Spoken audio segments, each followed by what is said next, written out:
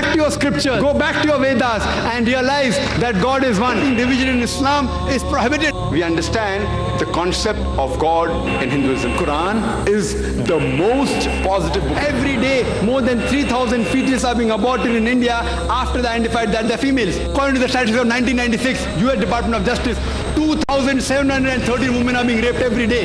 Every 32 seconds, one woman is being raped. I've been raped in US until the time I'm here. Islam has the solutions to the problems of the West.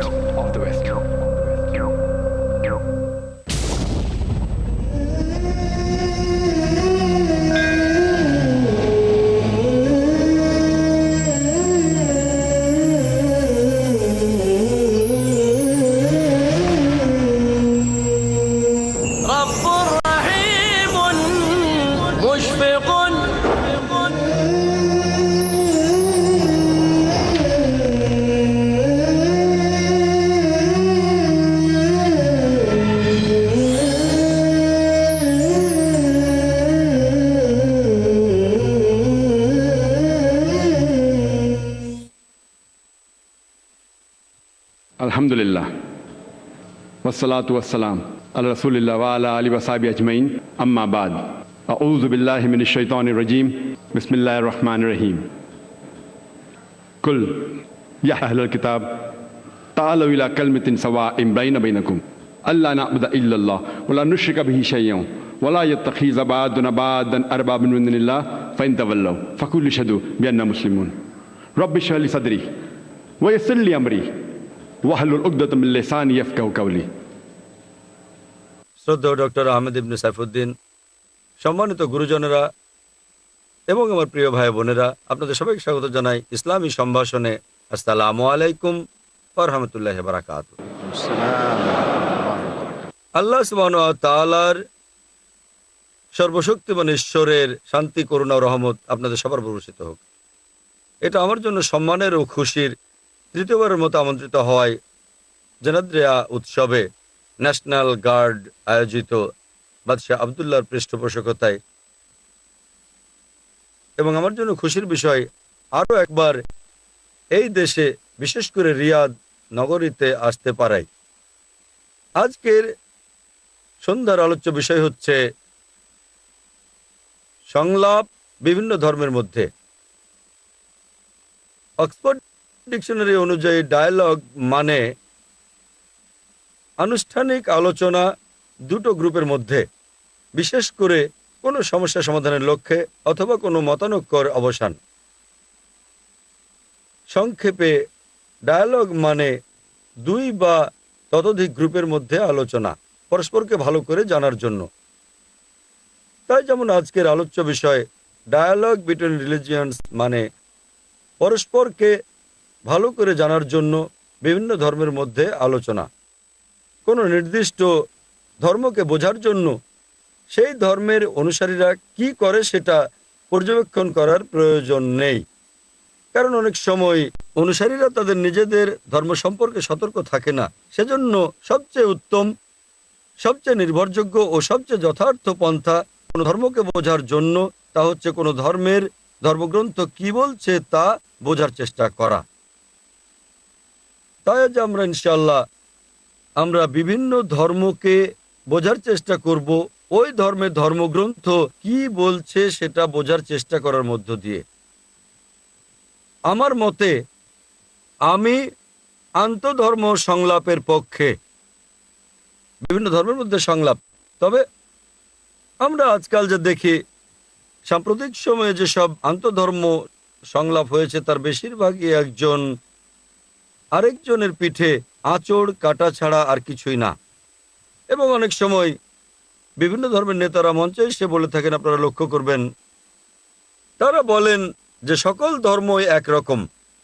হতে পারেন তিনি একজন খ্রিস্টান ধর্মীয় নেতা, তিনি এসে বলবেন যে সকল ধর্মই এক, খ্রিস্টান ধর্ম একই, ইসলাম ধর্ম একই, হিন্দু ধর্ম একই। হতে পারেন তিনি একজন হিন্দু ধর্মীয় নেতা, তিনি এসে বলবেন যে সকল ধর্মই এক, হিন্দুত্ববাদ খ্রিস্টবাদের মতোই, এটা ইসলাম ধর্মের মতোই। এবং তথাকথিত কোনো ইসলাম ধর্মীয় নেতা এসে বললেন একই কথা, যে সকল ধর্মই অনুরূপ।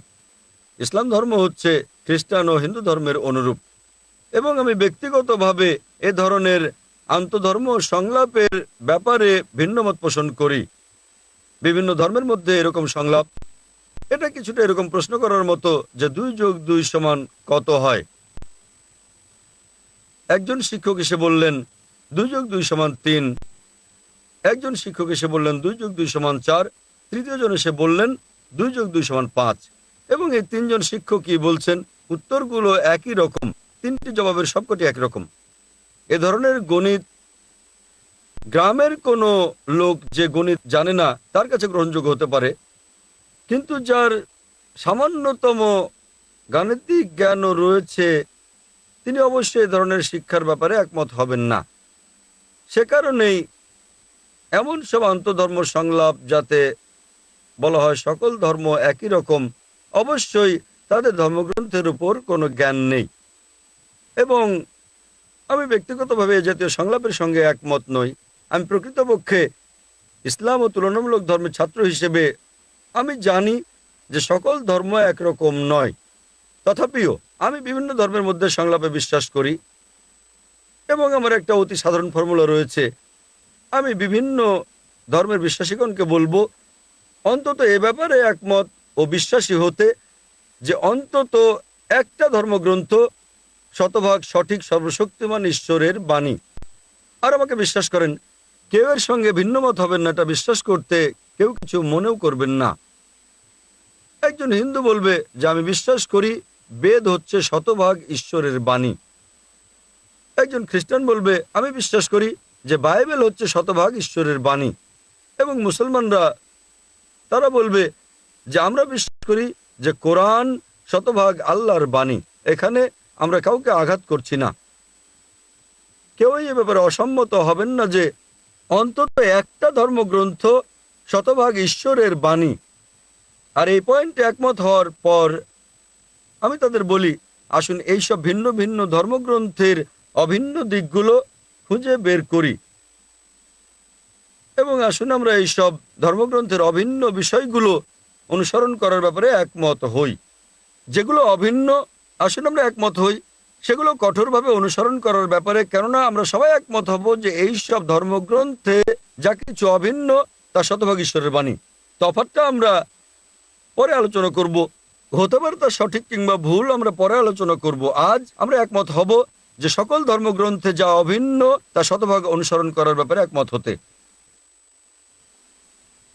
এই ফর্মুলায় কোনো ধর্মপ্রাণ ব্যক্তি, তাতে তিনি হিন্দু বিশ্বাসী, ইহুদি বিশ্বাসী, খ্রিস্টান ধর্মাবলম্বী কিংবা মুসলিম হলেও ক্ষুব্ধ হবেন না। সুতরাং আজ আমরা বোঝার চেষ্টা করব বিভিন্ন ধর্ম এবং খুঁজে বের করার চেষ্টা করব অভিন্ন বিষয়গুলো এই সব ধর্মের, যাতে করে আমরা বুঝতে পারি বিভিন্ন ধর্মের ভালো দিকগুলো।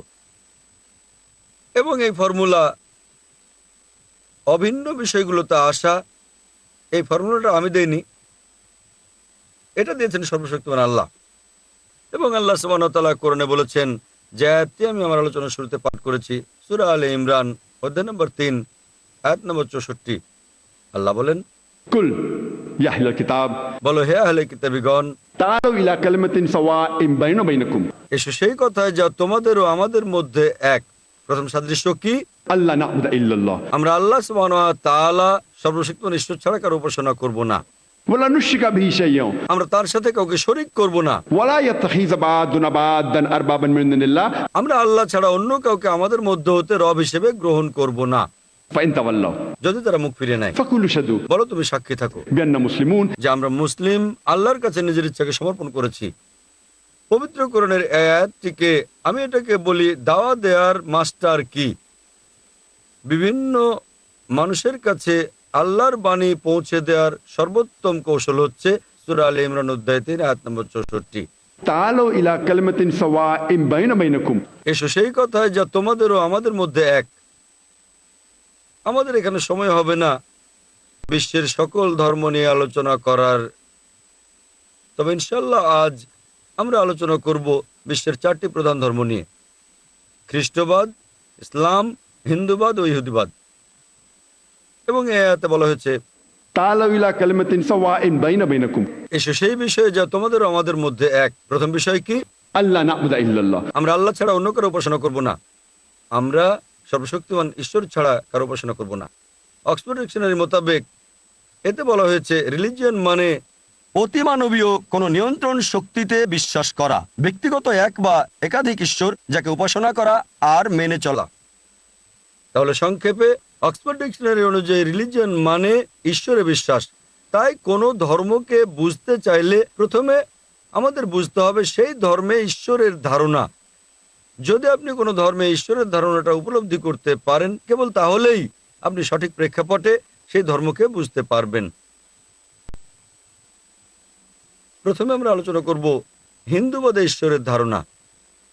যখন আমরা কোনো সাধারণ হিন্দুকে জিজ্ঞেস করি যে কতজন দেবতায় সে বিশ্বাস করে, কেউ বলতে পারে 3 জন, কেউ বলতে পারে 10 জন, কেউ বলতে পারে 100 জন, আবার অন্যরা বলতে পারে 33 কোটি 330 মিলিয়ন। কিন্তু যখন আমরা কোনো শিক্ষিত হিন্দুকে জিজ্ঞেস করব, যিনি হিন্দু ধর্মগ্রন্থ ভালোভাবে অধ্যয়ন করেছেন, তিনি আপনাকে বলবেন হিন্দুদের আসলে কেবলমাত্র একজন ঈশ্বরে বিশ্বাস ও তার উপাসনা করা উচিত। তবে সাধারণ হিন্দুরা তারা সর্বেশ্বরবাদে বিশ্বাস করে, যাকে বলে প্যানথেইজম। সাধারণ হিন্দুরা বলে যে সবকিছু ঈশ্বর, বৃক্ষ ঈশ্বর, সূর্য ঈশ্বর, চন্দ্র ঈশ্বর, মানুষ ঈশ্বর, সাপও ঈশ্বর। আমরা মুসলিমরা বলি যে সবকিছু হচ্ছে ঈশ্বরের। ঈশ্বর শব্দের সাথে আমরা যুক্ত করি এর। সবকিছু ঈশ্বরের, বৃক্ষরাজ ঈশ্বরের, সূর্য ঈশ্বরের, চন্দ্র ঈশ্বরের, মানুষ ঈশ্বরের, সাপও ঈশ্বরের। তাই হিন্দু এবং মুসলিমদের মধ্যে প্রধান পার্থক্য হচ্ছে সাধারণ হিন্দুরা বলে সবকিছু ঈশ্বর, আমরা মুসলিমরা বলি সবকিছু ঈশ্বরের। ঈশ্বর শব্দের সাথে এর যুক্ত করি। মূল পার্থক্য হচ্ছে এর শব্দটা। যদি আমরা পারি এই এর শব্দটার সমাধান করতে, তাহলে হিন্দু মুসলিম ঐক্যবদ্ধ হবে। এটা কিভাবে হবে? যেমন কোরআনে বলা হয়েছে تعالوا إلى كلمة سواء بيننا وبينكم এসো সেই বিষয়ে যা তোমাদের আমাদের মধ্যে এক। প্রথম বিষয় কোনটা? ألا نعبد إلا الله। আমরা সর্বশক্তিমান আল্লাহ ছাড়া করে ইবাদত করব না। রব্বুর রহিমুন মুশফিকুন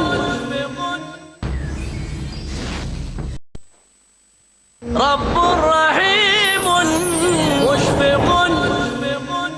আমাদের বোঝার চেষ্টা করতে হবে হিন্দু ধর্মগ্রন্থ অনুযায়ী ঈশ্বরের ধারণাটা কি।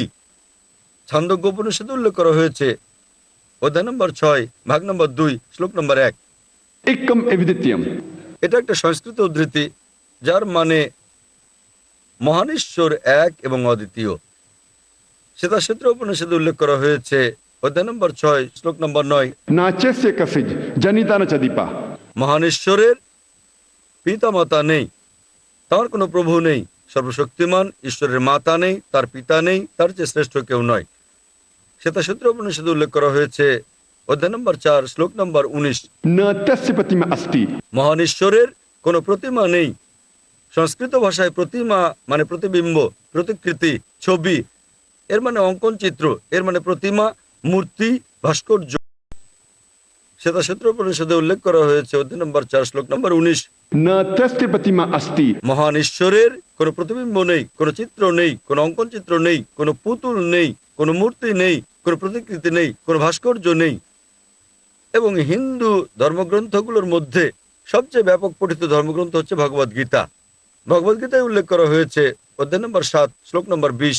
বস্তুগত আকাঙ্ক্ষায় যাদের জ্ঞান বুদ্ধি লোপ পেয়েছে তারাই নকল ঈশ্বরের উপাসনা করে।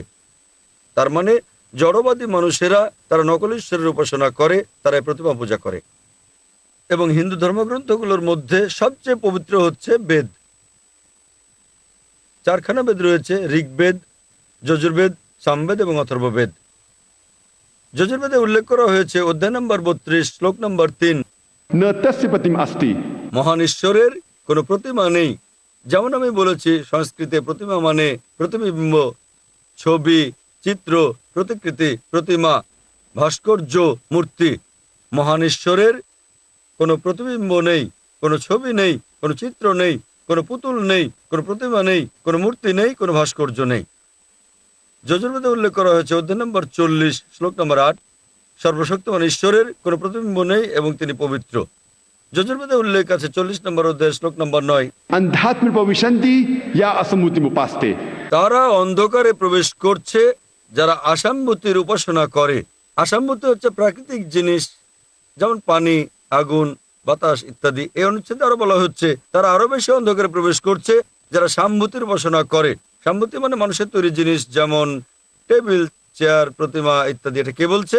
যজুর্বেদ 40 নম্বর অধ্যায়ের শ্লোক নম্বর 9। আরো বলা হয়েছে অথর্ববেদে বুক নম্বর 20, হেম নম্বর 58, মন্ত্র নম্বর 3, देव महा असि। অবশ্যই সর্বশক্তিমান ঈশ্বর মহান। এবং বেদসমূহের মধ্যে সবচেয়ে পবিত্র হচ্ছে ঋগ্বেদ। ঋগ্বেদে বলা হয়েছে বুক নম্বর 1, হেম নম্বর 164, মন্ত্র নম্বর 46, एकम सत विप्र बहुधा वेदांते। সত্য একটি, ঈশ্বর একজন এবং সাধুরা তাকে ডেকে থাকেন বিভিন্ন নামে। আরো উল্লেখ আছে ঋগ্বেদে বুক নম্বর 8, হেম নম্বর 1, মন্ত্র নম্বর 1, मां चिदनदी संसद। কেবল তাঁর উপাসনা করো। ঋগ্বেদে উল্লেখ করা হয়েছে বুক নম্বর 6, হেম নম্বর 45, মন্ত্র নম্বর 16, या एक मुष्टि ही। মানে ঈশ্বর কেবলমাত্র একজন, তার প্রশংসা করো এবং কেবল তার উপাসনা করো। আর ব্রহ্মসূত্র হিন্দুবাদের মৌলিক ধর্মমত হচ্ছে एकम ब्राह्म द्योत्या नास्ते नैना नास्ते किंचन। भगवान एक ही है, दूसरा नहीं है, नहीं है, नहीं है, जरा भी नहीं है। ঈশ্বর কেবলমাত্র একজন, দ্বিতীয় কেউ নেই, আর কেউ নেই, আর কেউ নেই, আর কোথাও কেউ নেই। সুতরাং হিন্দু ধর্মগ্রন্থ পড়লে আমরা বুঝতে পারবো যে হিন্দুবাদে বিশ্বাস করা হয় ঈশ্বর কেবলমাত্র একজন, যার কোনো প্রতিবিম্ব নেই, যার কোনো প্রতিমা নেই, এবং কেবল তার উপাসনা করতে হবে। আসুন আমরা বুঝতে চেষ্টা করি ইহুদিবাদে ঈশ্বরের ধারণা সম্পর্কে। যখন পড়ি ওল্ড টেস্টামেন্ট, আমরা জানতে পারি বুক অব ডিটোরনমিতে উল্লেখ করা হয়েছে অধ্যায় নম্বর 6, অনুচ্ছেদ 4, মুসা আলাইহিস সালাম বলছেন, शमा इज़राइलो अदनल हिन वदनल खद। শোনো ইসরায়েলগণ, প্রভু আমাদের ঈশ্বর হচ্ছেন একমাত্র প্রভু।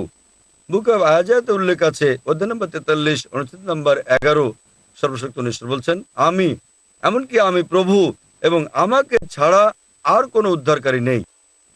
বুক অব আয়াতে উল্লেখ আছে অধ্যায় নম্বর 45, অনুচ্ছেদ নম্বর 5, আমি প্রভু এবং অন্য কেউ নেই, আমি ছাড়া কোনো ঈশ্বর নেই।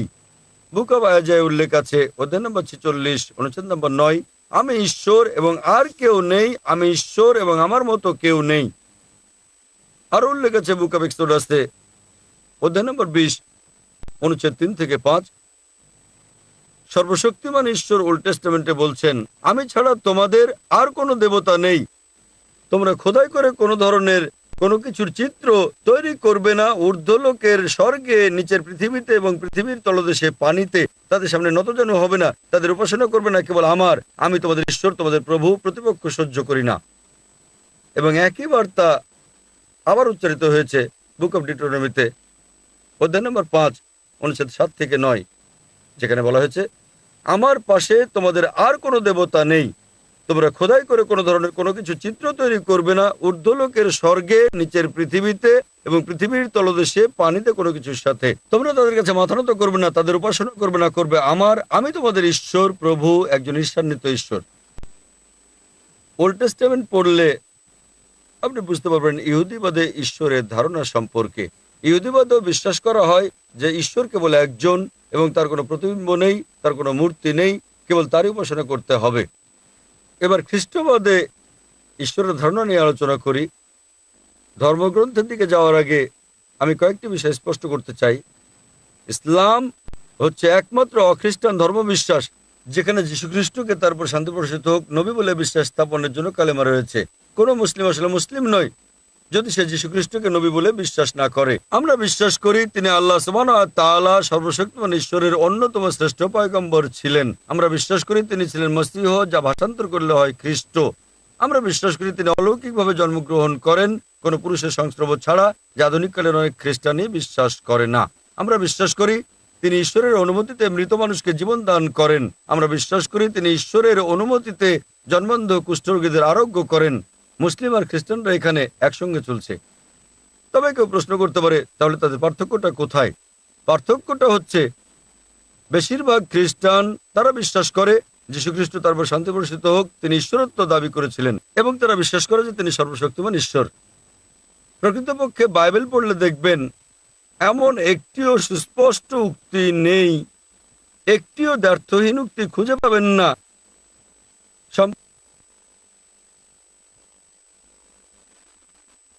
বলেছেন আমার উপাসনা করো।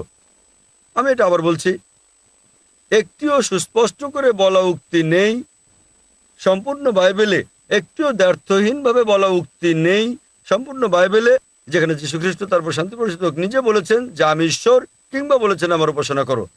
এবং যদি কেউ সম্পূর্ণ বাইবেলের মধ্যে কোনো দ্ব্যর্থহীন স্পষ্ট উক্তি দেখাতে পারেন যেখানে যীশুখ্রিস্ট তারপর শান্তি প্রতিষ্ঠিত হোক নিজে বলেছেন যে আমি ঈশ্বর, কিংবা বলেছেন আমার উপাসনা করো, আমি আজই খ্রিস্ট ধর্ম গ্রহণ করতে প্রস্তুত আছি।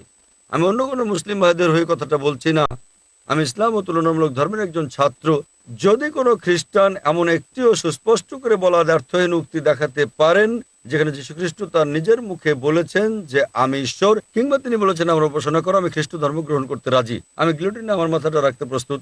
প্রকৃতপক্ষে আপনি বাইবেল পড়লে দেখবেন যীশুখ্রিস্ট তারপর শান্তি প্রতিষ্ঠিত হোক নিজে বলেছেন, এর উল্লেখ আছে গসপেল অফ জনে অধ্যায় নম্বর 14 অনুচ্ছেদ নম্বর 28। যীশুখ্রিস্ট তারপর শান্তি প্রতিষ্ঠিত হোক বলেছেন আমার পিতা আমার চেয়ে মহান।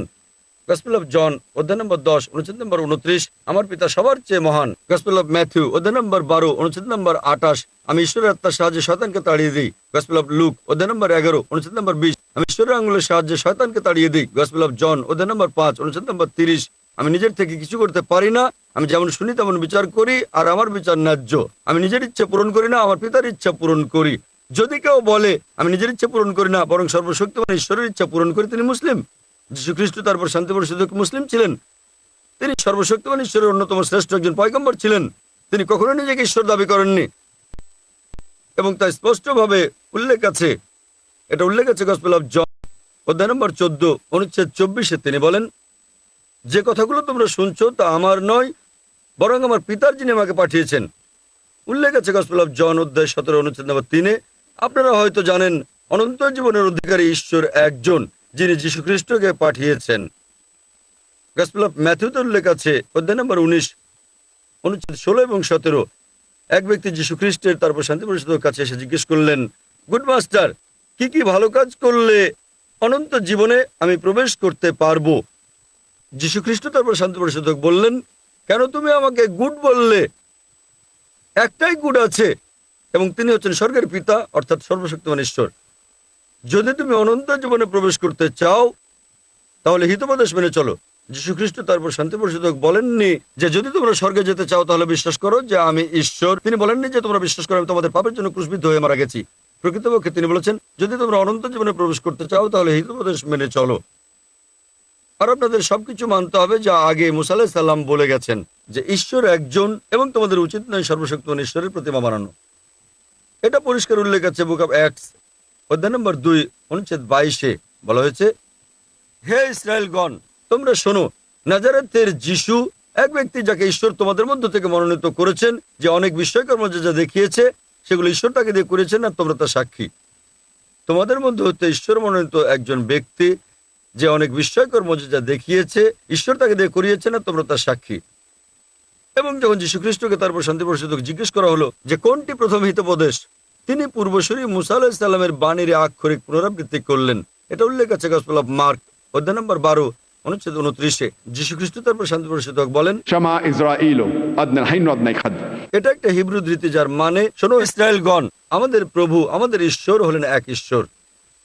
তো যদি বাইবেল পড়েন তাহলে বুঝতে পারবেন খ্রিস্ট ধর্মে ঈশ্বরের ধারণা এবং বুঝবেন যে খ্রিস্ট ধর্মের মধ্যেও তাদেরকে বিশ্বাস করতে হবে যে ঈশ্বর একজন, যার কোনো প্রতিমা নেই, যার কোনো ছবি নেই এবং কেবল তারই উপাসনা করতে হবে।